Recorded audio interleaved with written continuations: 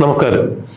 തെരഞ്ഞെടുപ്പ് ഫലം വരുന്നതിന് ഇനി കേവലം 3 ദിവസം മാത്രമാണ് അവശേഷിക്കുന്നത്.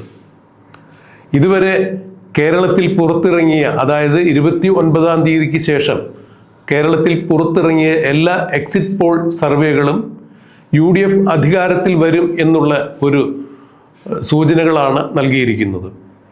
എല്ലാ സർവേകളിലും 72 മുതൽ 85 വരെ ഉള്ള സീറ്റുകൾ നേടി UDF അധികാരത്തിൽ വരും എന്ന് പറയുമ്പോൾ, ഇന്നിപ്പോൾ പുറത്തിറങ്ങിയ, ഈ കഴിഞ്ഞ ദിവസം പുറത്തിറങ്ങിയ ചാണക്യ ടുഡേ എന്ന വാർത്താ മാധ്യമം പുറത്തിറക്കിയ ഫലസൂചികയിൽ ഇടത് മന്ത്രിസഭയ്ക്ക് വേണമെന്നുണ്ടെങ്കിൽ ഒരു സാധ്യതയുണ്ട് എന്നാണ് പറയുന്നത്. അതായത് 65 സീറ്റും കൂടെ ഒരു 5 സീറ്റ് അങ്ങോട്ടോ ഇങ്ങോട്ടോ എന്ന രീതിയിൽ ഇടതുപക്ഷത്തിന് പറയുന്നു. ഇതുപോലെ തന്നെ UDFനും ഇത്തരത്തിൽ ഒരു സീറ്റ് പ്രവചനം തന്നെയാണ് നടത്തിയിരിക്കുന്നത്. അതായത് എങ്ങോട്ട് വേണമെങ്കിലും കേരളം മാറി മറിയാം എന്ന തരത്തിലേക്കാണ് ചാണക്യ ടുഡേ പറഞ്ഞിരിക്കുന്നത്.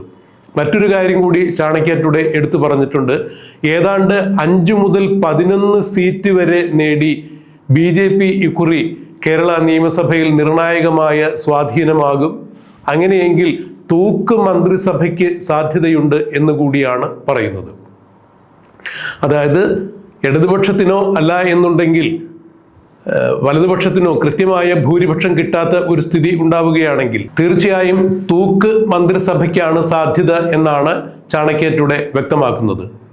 BJPക്ക് 5 മുതൽ 11 വരെ സീറ്റുകൾ കിട്ടാൻ സാധ്യതയുണ്ട് എന്ന് പറയുമ്പോൾ ഈ തൂക്കു മന്ത്രിസഭയിൽ BJP നിർണായക ശക്തിയാകാനും സാധ്യതയുണ്ട് എന്ന തരത്തിലുള്ള ഒരു പ്രവചനമാണ് പുറത്തു വന്നിരിക്കുന്നത്. എന്നാൽ കേരളത്തിലെ പ്രമുഖ മാധ്യമമായ മനോരമ അടക്കമുള്ള പല മാധ്യമങ്ങളും ഏതാണ്ട് 5ഓ 6ഓ എക്സിറ്റ് പോളുകളാണ് ഇതുവരെ പുറത്തു വന്നിരിക്കുന്നത്. ഇവയിലെല്ലാം തന്നെ UDF അധികാരത്തിൽ വരും എന്ന ഒരു ഫലസൂചികയാണ് പറഞ്ഞിരിക്കുന്നത്. സീറ്റിന്റെ അടിസ്ഥാനത്തിൽ പറയുമ്പോൾ ഏതാണ്ട് 72 മുതൽ 85 വരെ, ചില സർവേകളിൽ 90 സീറ്റ് വരെയാണ് പ്രവചിക്കപ്പെട്ടിരിക്കുന്നത്. അതെന്ത് തന്നെയായാലും 75-നും 85-നും ഇടയിൽ സീറ്റ് നേടി UDF അധികാരത്തിൽ വരും എന്നാണ് സർവേയിൽ പറഞ്ഞിരിക്കുന്നത്. ഇതിനിടയിൽ മറ്റ് ചില നീക്കങ്ങൾ കൂടി UDFൽ നടക്കുന്നു എന്നാണ് ഇപ്പോൾ പുറത്തു വരുന്ന വാർത്തകളിൽ നിന്നും മനസ്സിലാക്കാൻ കഴിയുന്നത്. അതായത് UDFന് ഭരണം കിട്ടും എന്നുള്ള ചില സൂചനകൾ പുറത്തു വന്നതോടുകൂടി, അഥവാ കേരളം UDFന് അനുകൂലമായി വിധി എഴുതിയിരിക്കുന്നു എന്ന ആത്മവിശ്വാസത്തോടു കൂടി നടത്തിയ ചില സർവേകളിൽ UDFന് മുൻകൈ ഉണ്ടാകും എന്നുള്ളൊരു ധാരണ പുറത്തു വന്നതോടുകൂടി കോൺഗ്രസിനകത്ത്, UDFിലെ ഏറ്റവും മുതിർന്ന കക്ഷിയായ കോൺഗ്രസിനകത്ത് ആരായിരിക്കണം മുഖ്യമന്ത്രി എന്നുള്ള തർക്കങ്ങൾ ഉരുത്തിരിഞ്ഞിരിക്കുന്നു. ആ തർക്കത്തിൽ പ്രധാനമായും ഉണ്ടായിരിക്കുന്ന തർക്കവിതർക്കങ്ങളിൽ മുൻപിൽ നിൽക്കുന്നത് രമേശ് ചെന്നിത്തലയും, മുൻ ആഭ്യന്തര വകുപ്പ് മന്ത്രിയും പ്രതിപക്ഷ നേതാവുമായ രമേശ് ചെന്നിത്തലയും ഇപ്പോഴത്തെ പ്രതിപക്ഷ നേതാവായ VD സതീശനും AICC ജനറൽ സെക്രട്ടറിയായ KC വേണുഗോപാലും തന്നെയാണ് മുൻപന്തിയിൽ നിൽക്കുന്നത്. ശശി തരൂരിൻ്റെ പേരും പറയപ്പെടുന്നുണ്ട്. എന്നാൽ KC വേണുഗോപാലും രമേശ് ചെന്നിത്തലയും VD സതീശനും അടങ്ങുന്ന ഒരു ത്രികോണ മത്സരമാണ് മുഖ്യമന്ത്രി സ്ഥാനത്തെ ചൊല്ലി കോൺഗ്രസിൽ നടക്കുന്നത് എന്നുള്ള പ്രചരണ കാര്യങ്ങളാണ് പുറത്തു വരുന്നത്. ഇന്ന് റിലീസ് ചെയ്യാനിരുന്ന KC വേണുഗോപാലിൻ്റെ 50 വർഷത്തെ രാഷ്ട്രീയ ജീവിതവും സേവനങ്ങളും എന്ന രീതിയിൽ ഒരു ഡോക്യുമെൻ്ററി ഇന്ന് പുറത്തു വരാനിരിക്കുന്നുണ്ടായിരുന്നു.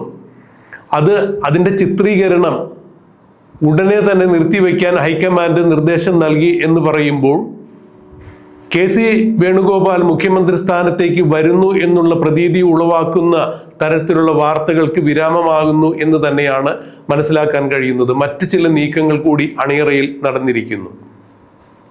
ഇന്നലെ KC വേണുഗോപാലും രമേശ് ചെന്നിത്തലയും പങ്കെടുത്ത ഒരു പൊതുപരിപാടിയിൽ KC വേണുഗോപാൽ രമേശ് ചെന്നിത്തലയെ വാനോളം പുകഴ്ത്തുന്ന തരത്തിലുള്ള ചില നീക്കങ്ങൾ ഉണ്ടായി എന്നാണ് പറയപ്പെടുന്നത്. അതായത് മുഖ്യമന്ത്രി സ്ഥാനത്തെ ചൊല്ലിയുണ്ടായ തർക്കത്തിൽ KC വേണുഗോപാലും രമേശ് ചെന്നിത്തലയും ഒരു അച്ചുതണ്ടായി മാറി ഒരു ചേരിയിൽ നിന്ന് പ്രവർത്തിക്കുന്ന കാഴ്ചയാണ് കാണാൻ കഴിയുന്നത്. VD സതീശനെ വെട്ടുക എന്നുള്ള ഉദ്ദേശത്തോടു കൂടി ഇത്തരം ചില നീക്കങ്ങൾ നടക്കുന്നു അതിൻ്റെ സൂചന തന്നെയാണ് KC വേണുഗോപാൽ രമേശ് ചെന്നിത്തലയെ പുകഴ്ത്തി സംസാരിച്ചതും അല്ലെങ്കിൽ പ്രാമുഖ്യം നൽകി സംസാരിച്ചതും. KC വേണുഗോപാലിൻ്റെ 50 വർഷത്തെ ജീവിതവും സേവനങ്ങളും എന്നുള്ള ഡോക്യുമെൻ്ററി നിർത്തിവെക്കുവാൻ വേണ്ടി ഹൈക്കമാൻഡിൻ്റെ ഭാഗത്തു നിന്നുള്ള ഇടപെടലുകൾ ഉണ്ടായതും എന്നൊക്കെയാണ് രാഷ്ട്രീയ നിരീക്ഷകർ ചൂണ്ടിക്കാണിക്കുന്നത്. തെരഞ്ഞെടുപ്പിന് ശേഷം രമേശ് ചെന്നിത്തലയും കേരള യാത്ര എന്ന് പറഞ്ഞുകൊണ്ട് ഒരു പോഡ്കാസ്റ്റ് ആരംഭിക്കുകയുണ്ടായി. അതായത് തൻ്റെ 40 വർഷത്തെ രാഷ്ട്രീയ ജീവിതവും സേവനവും ഉയർത്തി കാണിച്ചുകൊണ്ട് തന്നെയാണ് ഏതൊക്കെ തരത്തിലുള്ള ഇടപെടലുകളാണ് താൻ രാഷ്ട്രീയ ജീവിതത്തിൽ നടത്തിയിരിക്കുന്നത്, എന്തൊക്കെ സേവനങ്ങളാണ് ജനങ്ങൾക്ക് വേണ്ടി ചെയ്തത് എന്നുള്ളതിൻ്റെ ഒരു സംക്ഷിപ്ത രൂപം തന്നെയാണ് ഈ ജനകീയ യാത്രയിലൂടെ ജനങ്ങൾക്ക് മുമ്പിൽ തൻ്റെ പോഡ്കാസ്റ്റിലൂടെ രമേശ് ചെന്നിത്തല എത്തിക്കുവാൻ വേണ്ടി ശ്രമിച്ചത്. VD സതീശന് അനുകൂലമായി ചില പുസ്തകങ്ങൾ അണിയറയിൽ ഒരുങ്ങുന്നു. VD സതീശന് മുഖ്യമന്ത്രി VD സതീശൻ തന്നെ ആയിരിക്കണം എന്ന തരത്തിൽ വലിയ വലിയ കൂറ്റൻ ഫ്ലക്സുകളും ഉയർന്നിട്ടുണ്ടായിരുന്നു. അപ്പോൾ ഓരോ രാഷ്ട്രീയ നേതാക്കളുടെയും അണികൾ മുഖ്യമന്ത്രി തങ്ങളുടെ നേതാവായിരിക്കണം എന്ന് കണക്കാക്കിക്കൊണ്ട് തന്നെ അണിയറയിൽ ചില പ്രവർത്തനങ്ങൾ നടത്തി എന്നാണ് ഇതിൽ നിന്നും മനസ്സിലാക്കാൻ കഴിഞ്ഞത്. എന്തു തന്നെയായാലും ഇങ്ങനെ മുഖ്യമന്ത്രി പദത്തെ ചൊല്ലിയുള്ള തർക്കവിതർക്കങ്ങൾ ഒഴിവാക്കണം എന്ന ഹൈക്കമാൻഡിൻ്റെ കൃത്യമായ നിർദ്ദേശം ഇപ്പോൾ പുറത്തു വന്നിരിക്കുന്നു. ഇതിനിടയിൽ എക്സിറ്റ് പോൾ സർവേകളിൽ മുഖ്യമന്ത്രി സ്ഥാനത്തിന് ഏറ്റവും കൂടുതൽ വോട്ട് ലഭിച്ചിരിക്കുന്നത് പിണറായി വിജയന് തന്നെയാണ്. ഏതാണ്ട് 28% വോട്ടാണ്, 31% വോട്ടാണ് അദ്ദേഹത്തിന് ലഭിച്ചിരിക്കുന്നത്. VD സതീശനാകട്ടെ 28% വോട്ട് രേഖപ്പെടുത്തുന്നു. എന്നാൽ അതിന് താഴെയാണ് 15 അല്ലെങ്കിൽ 3-4% ഒക്കെയാണ് രമേശ് ചെന്നിത്തലയ്ക്കും KC വേണുഗോപാലിനും ശശി തരൂരിനുമെല്ലാം മുഖ്യമന്ത്രി സ്ഥാനത്തേക്കുള്ള എക്സിറ്റ് പോൾ സർവേകളിൽ അവർക്ക് പിന്തുണ കിട്ടിയിരിക്കുന്നത്. അപ്പോഴും VD സതീശൻ തന്നെയാണ് ആ സർവേകളിൽ മുന്നിട്ട് നിൽക്കുന്നത്. ഇത് കണ്ടുകൊണ്ട് തന്നെയാണ് സാദിഖ് അലി ശിഹാബ് തങ്ങൾ, അതായത് മുസ്ലിം ലീഗിൻ്റെ പരമോന്നത നേതാവായ സാദിഖ് അലി ശിഹാബ് തങ്ങൾ ഒരു കാര്യം വെട്ടിത്തുറന്ന് പറഞ്ഞത്, ജനകീയ സ്വീകാര്യതയുള്ള ജനസമ്മതിയുള്ള ആളുകളായിരിക്കും UDFൻ്റെ മുഖ്യമന്ത്രി എന്ന്. അത് VD സതീശനെ മുഖ്യമന്ത്രിയാക്കണമെന്ന രീതിയിൽ സാദിഖ് അലി ശിഹാബ് തങ്ങൾ പിന്നീട് പ്രസ്താവന നടത്തിയെന്നൊക്കെ പറഞ്ഞ് വീണ്ടും വിവാദമുണ്ടാകുകയുണ്ടായി. എന്തായാലും ഒരു കാര്യം വ്യക്തമായിരിക്കുന്നു, മുഖ്യമന്ത്രി പദത്തിൽ നിന്നും VD സതീശനെ വെട്ടുന്നതിന് വേണ്ടിയാണോ എന്നറിയില്ല, KC വേണുഗോപാലും രമേശ് ചെന്നിത്തലയും തമ്മിൽ ഒരു അച്ചുതണ്ട് രൂപം കൊള്ളുന്നു എന്ന തരത്തിലുള്ള പ്രചരണം ഇപ്പോൾ ഉണ്ടാകുന്നു. അത്തരത്തിലേക്ക് ചില നീക്കങ്ങൾ നടക്കുന്നു എന്നാണ് മനസ്സിലാക്കാൻ കഴിയുന്നത്.